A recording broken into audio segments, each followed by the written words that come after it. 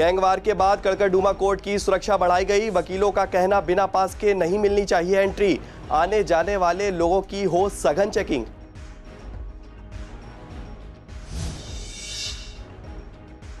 Wrong side पर वाहनों के चलने पर लगेगा 5,000 का जुर्माना। ट्रैफिक इंस्पेक्टरों को दिए गए कार्यवाही के आदेश। लोगों का कहना रॉन्ग साइड पर चलने के कारण होते हैं हादसे। पुराने मंदिर को गिराने का मुद्दा जोन की बैठक में गरमाया। पार्षद जुबैर चौधरी का आरोप, फ्लैट बनाने के लिए गिराया जा रहा है मंदिर। चेयरमैन ने मंदिर परिसर में चल रहे काम को रुकवाया। पेड़ गिरने से घायल बच्चे की हुई मौत। परिजनों ने लगाया अस्पताल पर लापरवाही का आरोप। परिवार का कहना अगर समय पर इलाज मिलता तो नहीं जाती जान।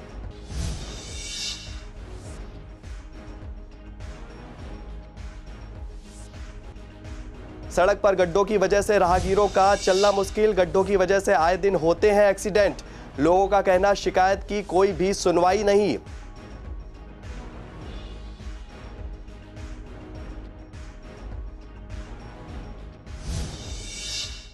नमस्कार, आप देख रहे हैं पूर्वी दिल्ली खास और मैं हूं आपके साथ में शोभित पाठक। तो रुक करते हैं महत्वपूर्ण खबरों पर। रोहिणी कोर्ट में हुए गैंगवार के बाद कड़कड़डूमा कोर्ट की सुरक्षा को और भी मजबूत कर दिया गया है। वकीलों का कहना है कि कुछ समय पहले कड़कड़डूमा कोर्ट में इसी तरह का हमला हुआ था, जिसके बाद से यहां सुरक्षा व्यवस्था को कड़ा कर दिया गया था। लेकिन समय बीतने के बाद धीरे धीरे सुरक्षा कमजोर हो गई। लेकिन इस घटना के तुरंत बाद यहां सुरक्षा बढ़ा दी गई है। आपको बता दें कि रोहिणी कोर्ट में गैंगवार में 3 लोगों की मौत हो गई। मरने वालों में कुख्यात बदमाश जितेंद्र गोगी भी शामिल है। हमलावर उसी की हत्या करने के लिए आए थे। उन्होंने वकीलों के भेष में कोर्ट में एंट्री की और जितेंद्र गोगी पर हमला कर दिया। बताया जाता है कि 35 से 40 राउंड गोलियां चलाई गईं। इससे गोगी की मौके पर ही मौत हो गई। देखिए, जो आज रोहिणी कोर्ट परिसर में जो घटना हुई है और जो शूट आउट हुआ है वो काफ़ी अलार्मिंग है सिक्योरिटी को लेकर और चिंताजनक भी है। और सबसे बड़ी चिंता का विषय ये भी है कि वो बताया कि वकीलों के वेशभूषा में आए हैं। हालांकि हमारे कड़कड़डूमा कोर्ट में और सभी बारों में ये पुलिस और बार जो हमारे नेता लोग हैं, एग्जीक्यूटिव कमेटी है, इन लोग के बीच में समय समय पर मीटिंग्स चलती हैं और सिक्योरिटी को लेकर हम लोग जो भी उपबंध हो सकते हैं हम करते हैं। अब कुछ दिनों से देख रहे हैं ना तो पास है और जैसे जिस यहाँ पे भी घटना हो सकती है। वकीले के बेस में आगे कभी भी कोई आके कोई कांड कर सकता है। जिनकी गैंगवार है वो आपस में कुछ भी करें, लेकिन जो थर्ड पर्सन को इंजर्ड होता है, नुकसान होता है, वो बड़ा दर्दनाक। ये सिक्योरिटी फेलियर है मैम, ये बिल्कुल सिक्योरिटी फेलियर है। यहाँ पे जैसे पहले पास होते थे, कोई भी अंदर आए बिना पास के एंट्री नहीं होनी चाहिए। ये सिर्फ रोहिणी कोर्ट का ही नहीं, ये चिंता का विषय तो सभी कोर्ट्स के लिए है। कड़कड़डूमा कोर्ट में भी ठीक है, जब पहले शूट आउट हुआ था तो उस टाइम पुलिस ने जो अपना काम किया था वो ठीक है, काफ़ी अलर्ट थी। लेकिन उसके बाद से अभी जो कोरोना काल के बाद से तो मुझे ये लगता है कि थोड़ा सा तो सिक्योरिटी लैप्स हुए हैं। नहीं, पुलिस उन्हें जो बाहर के लोग होते हैं रोकती है, और लेकिन एडवोकेट्स के लिए तो इस तरीके से कुछ भी नहीं है कि उन्हें तो रोकते नहीं। अगर एडवोकेट्स के है ना यूनिफॉर्म में आ रहा है तो पुलिस बहुत ज़्यादा उनको चेकिंग नहीं करती है, क्योंकि पीछे अभी यहाँ पर भी है ना एक कोर्ट में एक बंदे ने आके है ना तोड़फोड़ की थी। तो ये सिक्योरिटी का विषय तो है ही है। मैं अभी तक जो व्यवस्था है, वकील को नॉर्मल एक्चुअल में होता क्या कि जो हमारे 20 या 30% जो एडवोकेट है वो वेल नॉन होते हैं। रोजाना का स्टाफ है, उनसे जान पहचान होती है, अधिकतर जानते हैं। तो उनकी आड़ में 10-5 वकील और नहीं, कई बार प्रॉपर चेकिंग हो पाती है। लेकिन अनजानों की जरूर चेकिंग होना चाहिए, चाहे वो काला कोर्ट हो या कोई भी चेकिंग में। तो मेरे ख्याल से क्योंकि वकीलों की सुरक्षा की सबसे पहले है, चेकिंग तो करना ही चाहिए। उसमें मैं वकील भाइयों से भी, अपने सभी साथियों से भी मैं अपील करूँगा कि भाई सिक्योरिटी पहले उसमें कोऑपरेट करें, उसको अपनी ईगो से ना जोड़ें, क्योंकि सुरक्षा पहले अपने लिए भी। और मैं कहता हूँ अगर मुझे अपनी चिंता भी नहीं है तो अपनी फैमिली के लिए, अपने दोस्तों के लिए मुझे अपनी खुद से मैं अपील करूँगा कि मैं खुद चेकिंग के लिए पुलिस को ऑफर करूँ और सहयोग करें। रॉन्ग साइड से आने वाले वाहनों पर अब ट्रैफिक पुलिस की सख्ती से निपटेगी, क्योंकि हादसों को रोकने के लिए ट्रैफिक इंस्पेक्टरों को आदेश दिए गए हैं कि अगर कोई भी वाहन रॉन्ग साइड से आते हुए दिखे तो उस पर कड़ाई से एक्शन ले।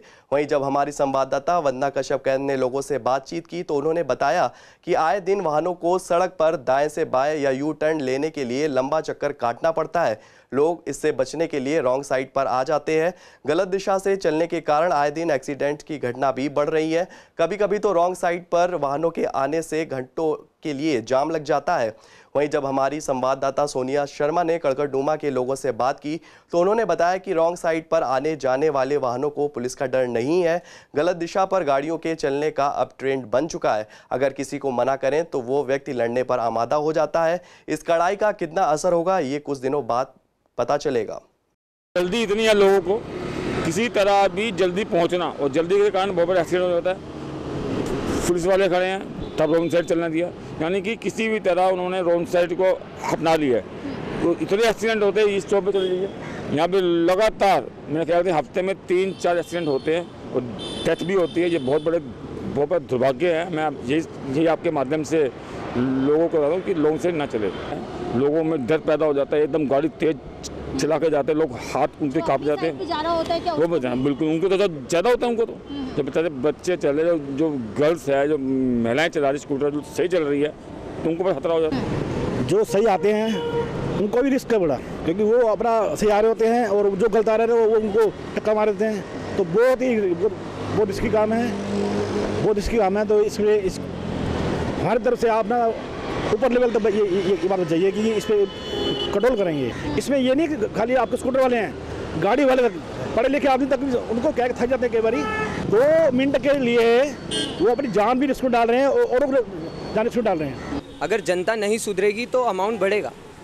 आज 5,000 हुआ है, कल 10,000 होगा, फिर 20,000 होगा, फिर 1 लाख तक भी पहुंचेगा। जैसे जैसे इकोनॉमी बढ़ेगी वैसे वैसे चालान का भी रेट बढ़ेगा। यहाँ पर युवाओं को सोचने की ज़रूरत है। यहाँ पर हमारे देश के लोगों को सुधरने की ज़रूरत है। तो मैं दिल्ली पुलिस का सहयोग करूँगा कि उन्होंने ये जो निर्णय लिया है 5,000 रुपये का चालान करने का, ये बढ़ाने का, ये बहुत सही निर्णय है। और मैं ये भी उनसे दरख्वास्त करूँगा कि अगर जनता हमारे देश की ना सुधरे तो इस चालान को और ज़्यादा बढ़ाए। दिल्ली पुलिस ने जो ट्रैफिक का जो चालान 5,000 का करा है, मैं तो इससे जी बिल्कुल सहमत हूँ। क्योंकि जब ऐसा हमारी पुलिस करेगी, हमारा प्रशासन करेगा, जब भी मुझे लगता है ऐसे लोग सुधरेंगे। ठीक है जी, ये अपनी हरकतों से बाज नहीं आना इनको, जिससे बड़े बड़े हादसे हो जाते हैं, एक्सीडेंट्स हो जाते हैं, और फिर ये लोग ज़्यादातर दोष प्रशासन को और सरकार को देते हैं। इसलिए मैं तो दिल्ली पुलिस से और प्रशासन से सहमत हूँ जो इन्होंने इस 5,000 के चालान को लागू करा। 5 से पहले जो यहाँ पर चालान चलता था जी 2,000 में भी हो जाता था। कुछ लोग इधर उधर निकल जाते थे, भाग जाते तो पुलिस से बच जाते थे। अब क्या है, सारी जगह CCTV कैमरेज है, फुटेज है, तो हमारी पुलिस प्रशासन कहीं ना कहीं ऐसे इन लोगों को पकड़ लेती है और इनके खिलाफ सख्त से सख्त कार्रवाई करती है। चौहान बांगर में 100 साल पुराने मंदिर को गिराने को लेकर जोन की बैठक में पार्षद जुबेर चौधरी ने मुद्दा उठाया। उन्होंने बैठक में कहा कि चौहान बांगर में बना मंदिर बहुत पुराना है और लोगों की आस्था इस मंदिर से जुड़ी हुई है। बिल्डरों ने अधिकारियों के साथ मिली भगत करके गलत नक्शा पास कराकर यहां पर फ्लैट निर्माण के लिए काम शुरू करवा दिया है। कुछ समय पहले मेयर ने मंदिर की जर्जर हालत को ठीक कराने के लिए आश्वासन दिया था, पर अचानक से बिल्डर ने कंस्ट्रक्शन का काम शुरू करा दिया।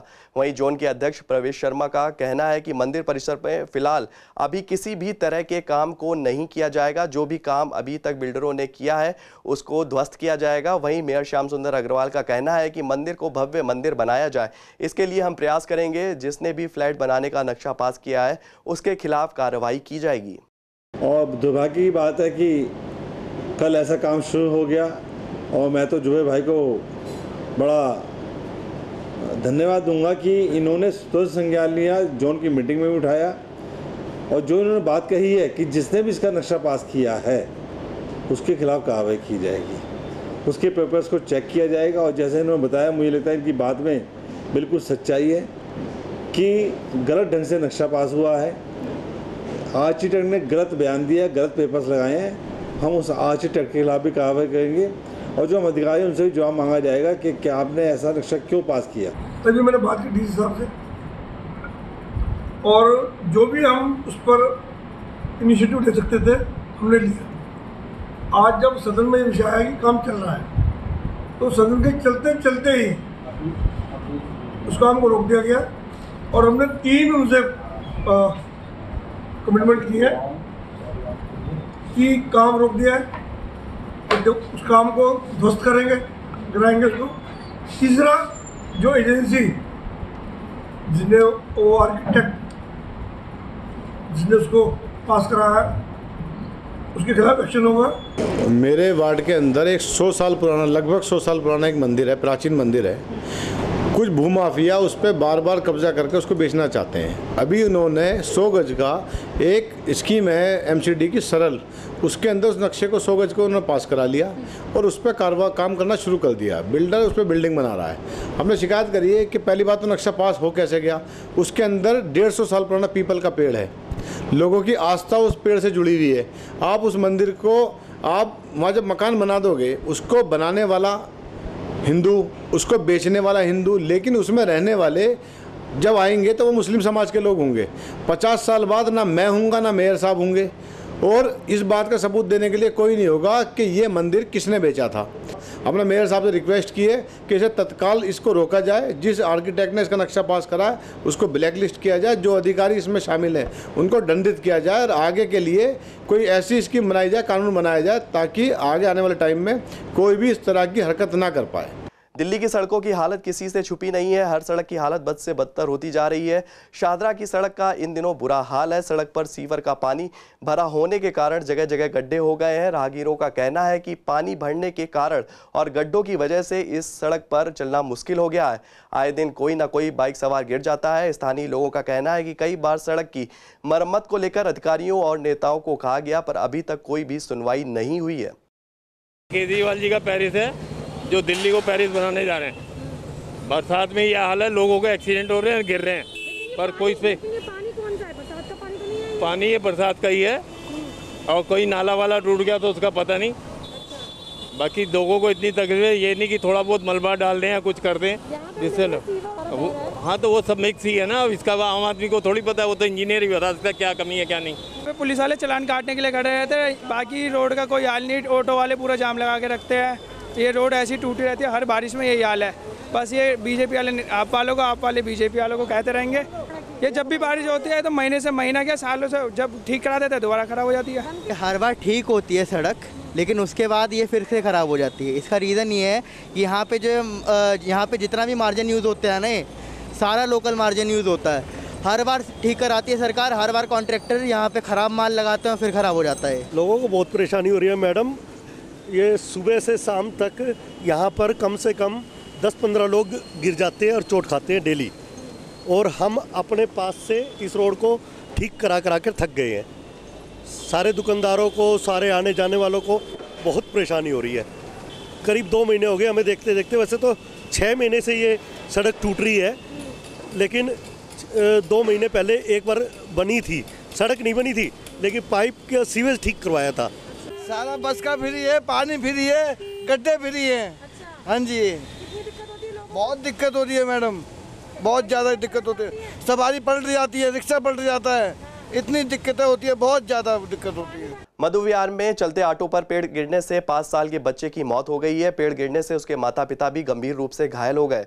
परिजनों का कहना है कि घटना के बाद बच्चे को पास के ही एक निजी अस्पताल में भर्ती कराने के लिए ले गए, पर अस्पताल प्रशासन ने समय पर उसका इलाज शुरू नहीं किया। उनका कहना है कि डॉक्टरों ने बार बार उससे पैसे की मांग की और इलाज शुरू नहीं किया, जिसकी वजह से बच्चे की जान चली गई। अस्पताल की लापरवाही की वजह से आज उनका बच्चा उनके साथ नहीं है। हम अपने ससुराल से ऑटो में आ रहे थे, तभी अचानक से एक पेड़ गिर गया रास्ते में चलते चलते ऑटो पर। उसी के कारण उसके चोट वोट लगी, इससे उसकी मृत्यु हो गई। ये आपका मधुबन रोड पे हॉस्पिटल लेके गए, वहाँ पे उन्होंने ट्रीटमेंट शुरू करा। वहाँ पे उसने उल्टी करी, उसके दौरान उसका दम निकल गया। वहाँ तो कोई हवा कोई आंधी कुछ नहीं था, अचानक से गिर गया। वो सूखा हुआ पेड़ था। बेचारा मेरा बच्चा पानी मांग रहा था, उन लोगों ने पानी तक भी नहीं दिया बिल्कुल भी उसे, और बेचारा वो तड़पता रहा पेट को लेके। वहाँ पे एक नर्स खड़ी हुई थी, वो बेचारा मेरा बच्चा उससे पानी मांग रहा था, उसने पानी भी नहीं दिया। वो बार बार डॉक्टर का मुंह देख रही थी। फिर मुझे बार बार बाहर भगा रहे थे कि चिंता मत करो ठीक हो जाएगा, चिंता मत करो ठीक हो जाएगा। और मेरे बच्चे को वो डॉक्टर ने देखा नहीं, बिल्कुल बाहर खड़ा हुआ था, बोल रहा था पैसे जमा करवाओ जब बच्चे का इलाज होगा, पैसे जमा करवाओ। हम लोगों ने 800 रुपये जब पेटीएम भी कर दिए थे। हमने बोला भैया तुम इलाज तो चालू करो, मेरे बच्चे के पेट में दर्द हो रहा है। तो उन लोगों ने बिल्कुल भी नहीं सुनी। डॉक्टर ने बोलता तुम पैसे जमा करवाते रहो, मतलब और जमा करो तब मैं इलाज चालू करूँगा। मेरा बच्चा बेचारा वहाँ तड़पता रहा। हाँ, डॉक्टर की भी बहुत ज़्यादा लापरवाही थी, क्योंकि वो पैसे डलवाने के चक्कर में लग रहा था, बोल रहा पैसे दो जब चालू करूँगा सब कुछ। तो उसके बाद हमने बोला, मैंने कहा भैया धीरे धीरे अंकल आता रहेगा, आप मेरे बच्चे को तो देख दो इतने। पर डॉक्टर और नर्स दोनों ही बाहर आ गए, उन लोगों ने बिल्कुल भी नहीं देखा मेरे बच्चे को। पेड़ अचानक से ही गिर गया था, ना कोई आंधी ना कोई तूफान, कुछ भी नहीं था, और झुका हुआ था वो पेड़ पूरा ऐसे करके, पूरा पेड़ झुका हुआ था। और दूसरा पेड़ उसके आसपास भी 1-2 पेड़ ऐसे झुके हुए हैं, जो सरकार की गलती है। जो सरकार उन पेड़ को काट देती ना, तो आज ये बच्चा हमारी गोद में होता। तो सरकार की सारी गलती सारी सरकार की है, जो आज हमारा बच्चा हमारी गोद में नहीं है। वेलकम झील का उद्घाटन पिछले 1 साल से टल रहा है। नेता सदन सतपाल का कहना है कि 15 करोड़ के प्रोजेक्ट में अभी तक कितना काम हो चुका है, इसको देखकर ही पेमेंट का भुगतान किया जाएगा। झील की ग्रीनरी को बढ़ाने के लिए उद्यान विभाग रोजाना काम कर रहा है, ताकि जल्द से जल्द वेलकम झील के काम को पूरा किया जा सके। नेता सदन ने और क्या कुछ कहा, जरा आप भी देखिए। 15 करोड़ के लगभग का उसका एक टेंडर था, जिसको टेंडर गया था उस कंपनी ने उसमें काम प्रारंभ किया था और लगभग वो 9 करोड़ का काम उसमें कर चुका था। उसका कहना यह है कि मेरा 5 करोड़ का बिल पेंडिंग है, एमसीडी वो पैसा मुझे मुहैया कराए तो मैं आगे के काम को प्रारंभ करता हूँ। पर ये भी देखा जाए कितना पैसा लगा है नहीं लगा। जांच की बात, जितना डिले हो रहा है निश्चित रूप से वो महंगा होता चला जाता है। आपको याद होगा जिस तरह से यमुना पर सिग्नेचर ब्रिज बनना था, कितनी छोटी सी लागत से शुरू हुआ था, जा करके पहुँचा। पूर्वी दिल्ली नगर निगम का उद्यान विभाग है, उसमें प्रॉपर काम कर रहा है। पेड़ बनाना, उसकी चलने फिरने की जो क्यारियाँ हैं या पगडंडी बनाना, पार्क बनाना, पेड़ों की छटिंग कटिंग। पूर्वी दिल्ली नगर निगम के बेड़े में आवारा पशुओं को ढोने के लिए खरीदे गए 2 नए ट्रक शामिल करने के बाद पूर्वी निगम ने आवारा पशुओं को पकड़ने की कवायद तेज कर दी है।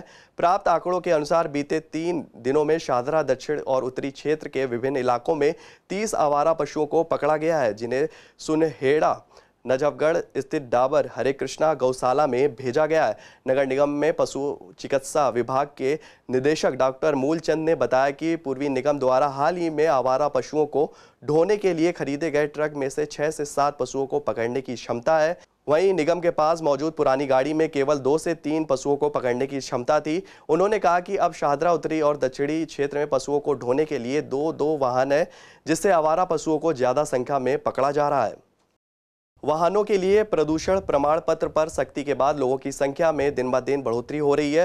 पीयूसी बनवाने के लिए लोगों की लंबी लाइन लग रही है। पीयूसी सेंटर्स पर लोग सुबह से ही पहुंच रहे हैं, ताकि जल्द से जल्द उनका प्रदूषण प्रमाण पत्र बन जाए। वहीं पीयूसी इंचार्ज का कहना है कि दिन में कई बार सर्वर डाउन हो जाता है, जिसकी वजह से लोगों को इंतजार करना पड़ रहा है। दिन में करीबन 80 से 90 पीयूसी बनाए जा रहे हैं। वहीं लोगों का कहना है कि भीड़ एकदम से बढ़ गई है, जिसकी वजह से घंटों इंतजार करना पड़ रहा है। पहले भी कराते थे, लेकिन इतना नहीं कराते थे। जब से गवर्नमेंट से रूल्स आए, तो जब से एक्टिव हो गए लोग बाग और ज़्यादा कराने लगते हैं। हर पेट्रोल पंप पर जाते हैं, कहीं सर्वर काम नहीं करते हैं। और अभी 2 पेट्रोल पंप पर मैं होकर आया हूँ आनंद विहार में, वहाँ पर भी सर्वर काम नहीं कर रहे थे। हाँ जी, और 1 घंटा हो गया मेरे को, 1.5 घंटा इसी चक्कर में कहीं भी सर्वर काम नहीं कर रहे हैं। देखो बिल जब चलान का अमाउंट बढ़ गया तो लोग अलर्ट तो हो ही गए। देखो क्योंकि चेंज भी बहुत ड्रास्टिक आया है, 1000 वाला 10,000 का कर दिया, तो लोग इस चक्कर में देखो अलर्टनेस तो बढ़ी है। बाकी हम तो खैर पहले से ही टाइमली कराते थे, अभी भी टाइमली करा ही रहे हैं। तो सब नुकसानदायक है, और क्या चालान बढ़ रहा है तो नुकसानदायक ही है। चालान उस चालान बढ़ाने से हो जाएगा मैडम, चालान मतलब बढ़ाने से हो जाएगा कंट्रोल, ये बताओ मुझे। तो अमाउंट तो ज़्यादा है ही है, और फिर हर 3 महीने में कराने आओ। और जैसे गाड़ियों को साल में, तो स्कूटर इसको साल में होना चाहिए एक बार।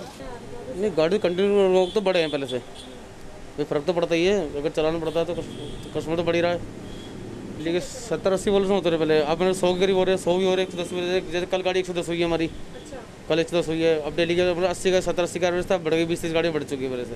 नहीं हो सकता सर्वर की लोड की वजह से बंद हुआ होगी। आज भी सर्वर बनता, सर्वर का आज भी घंटे बंद रहा है, परसों ही बंद रहा था। परसों दोपहर को 4 बजे का सर्वर बंद रहा है। गांधीनगर के रामनगर में सड़कों के बुरे हाल से दुकानदारों में नाराजगी है। दुकानदारों का कहना है कि मार्केट की सड़क पूरी तरह से टूट चुकी है।